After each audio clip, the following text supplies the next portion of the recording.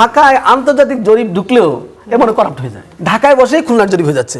আপনাকে আমি একটা জরিপ নিয়ে একটা বিষয় আনতে চাচ্ছি যে যুক্তরাষ্ট্রভিত্তিক মানবাধিকার গবেষণা ও অ্যাডভোকেসি সংস্থা সোচ্চার এর জরিপ অনুযায়ী কার্যক্রম নিষিদ্ধ আওয়ামী লীগের 37.9% ভোটার ধানের শীষ বেছে নিতে পারেন এমন একটি কথা উঠে এসেছে।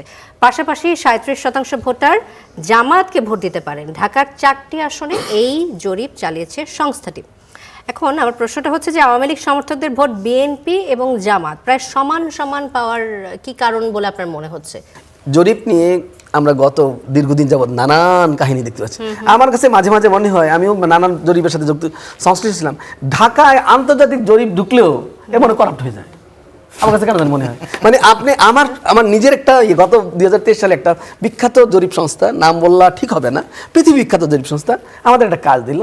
সেই কাজটা আমরা দুইজন রিসার্চার প্রায় 6 মাস কাজ করে এটা থেকে আমরা বের হয়ে গেলাম। প্রজেক্ট রেডি করে প্রজেক্ট যখন আমরা ইমপ্লিমেন্ট করতে যাব, জরিপ করতে যাব, কারণ হলো এটার মধ্যে যেই প্রক্রিয়া কাজটা করার কথা ছিল এবং যেভাবে করা, এটা আমরা এগ্রি করতে পারছি না। তো আমার কাছে মনে হচ্ছে তখন আমার প্রত্যক্ষ একটা অভিজ্ঞতা হলো যে বাংলাদেশে মনে হচ্ছে কি একজনের প্রক্রিয়া আছে, একদম আন্তর্জাতিক সংস্থা, স্বনামধন্য সংস্থা, ঢাকায় ঢোকার পরে এটা খুব বেশি ভরসা আপনি রাখতে পারেননি এমনটাই কি বলছেন? আমি মনে করি বাংলাদেশের সার্ভেগুলো এখনো প্রফেশনাল হয়ে ওঠেনি। এবং আর একটা কথা বলি, সেটা হলো এরকম, ম্যাক্সিমাম ক্ষেত্রে সার্ভেগুলো ভাড়াটে লোক দিয়ে করা হয়।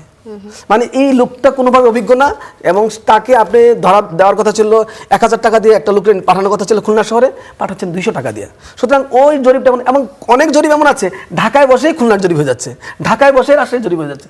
সুতরাং আমি এই প্রফেশনাল জরিপগুলো নিয়ে কথা বলতে চাই, এটা আমেরিকার হোক, মানে আমেরিকার কোনো প্রতিষ্ঠান বাংলাদেশে করে, আর মানে আপনি ধরেন ভারতের কোনো প্রতিষ্ঠান বাংলাদেশে করুক, আর চীনের প্রতিষ্ঠান করুক।